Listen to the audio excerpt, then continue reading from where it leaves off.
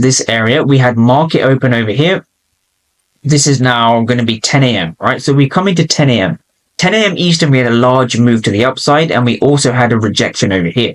Now, one thing I often like to do with my levels personally is I always like to trade the second tap when the body enters the area. So what that means is that we had this wick over here. This was only a wick. Therefore, I'm not looking to trade just yet, right? I want to see some confirmation, right? So what do they mean by confirmation, right? So confirmation is a fancy word for people who don't know how to use it, right? So when we go back to our supply area over here, what you're really looking for, what you really want to see is you want to see price really try and break this area.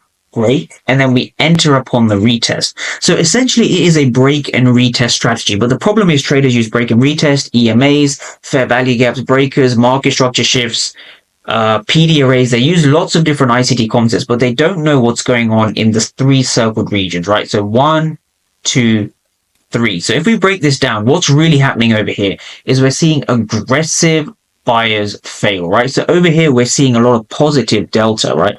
So if I label this as positive delta, so the positive delta simply means that the ask is bigger than the bid, right? A lot bigger. So the ask is bigger than the bid. So you want to imagine this as an auction between buyers and sellers, right? So what's really going on over here is we see a ton of buyers. Now, buyers are trying to drive price up.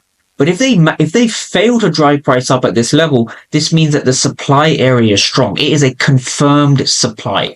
Now, from here, if price came into this level and it broke the level, then this would be a demand area. So a key level or a fair value gap can be a supply or demand. It's your job to read and actually figure out what was going on. So when we go back over here, right, the